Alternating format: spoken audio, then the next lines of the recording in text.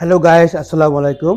গত ক্লাসে আমরা আলোচনা করেছি কিভাবে প্রেজেন্টে কোশ্চেন করতে হয়, কিভাবে পাস্টে কোশ্চেন করতে হয় এবং কিভাবে ফিউচারে কোশ্চেন করতে হয়।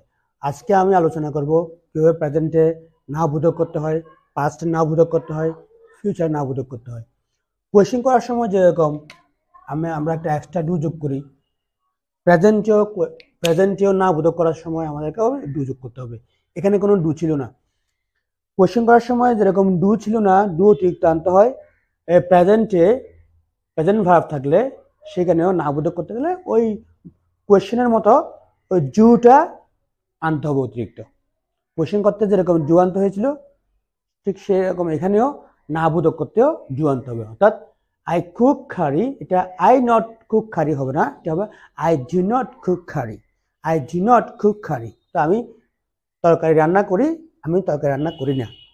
ঠিক তেমনিভাবে পাস্ট করতে গেলেও ডিড লাগবে। যেটা আমরা বলেছিলাম যে পাস্ট কোশ্চেন করতে ডিড লাগে, পাস্ট নেগেটিভ করতে গেলেও না বোধক করতে গেলেও আমাদের ডিড লাগবে। তার মানে কি হবে, আই ডিড নট কুক খারি। ওখানে কোশ্চেন করার সময় ডিডের কারণে যেরকম পাস্টটা প্রেজেন্ট হয়ে গেছে, এখানেও সেম, একদম সেম। তাহলে আই ডিড নট কুকড হবে না, আই ডিড নট কুক খারি, আমি রান্না করিনি, আমি রান্না করেছিলাম, আমি রান্না করিনি। ফিউচারে কি হবে, ফিউচারে হবে ওই একটু উইল যোগ করতে হয় প্রেজেন্টের আগে। আই উইল কুক খারি, আমি তরকারি রান্না করব।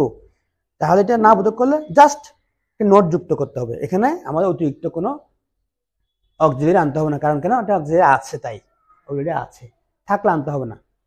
কোয়েশ্চেন করার জন্য যেরকম আমরা আগে নিয়ে আসি উইলটা,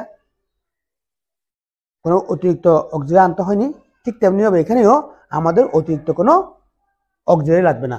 ওখানে যেরকম ডু লেগেছিল, ডিড লেগেছিল, এখানে সেরকম লাগবে না, শুধু নট যোগ করবো। আই উইল কুক খারি, আমি রান্না করব। আই উইল নট কুক খারি, আমি রান্না করব না, আমি রান্না করব না। তাহলে এখানে অতিরিক্ত যোগ হয়েছে ডু, এখানে অতিরিক্ত যোগ হয়েছে ডিড, কিন্তু এখানে অতিরিক্ত যুক্ত হয়নি, শুধু নট যুক্ত হয়েছে। তার নর্মালি আমরা যখন কোনো না বোধক করবো, যখন প্রেজেন্ট ফর্ম থাকবে, শুধু নট যোগ করলে হবে, যুক্ত করলে হবে না, সেখানে অবশ্যই ডু লাগবে এবং পাঁচটার জন্য ডিড লাগবে। তা কি হলো, I cook curry, I did not cook curry. I cooked curry, I did not cook curry. I will cook curry, I will not cook curry. আমরা আজকে শিখে ফেললাম কিভাবে প্রেজেন্ট, পাস্ট এবং ফিউচার নামবোধক করতে হয়। ধন্যবাদ সবাইকে।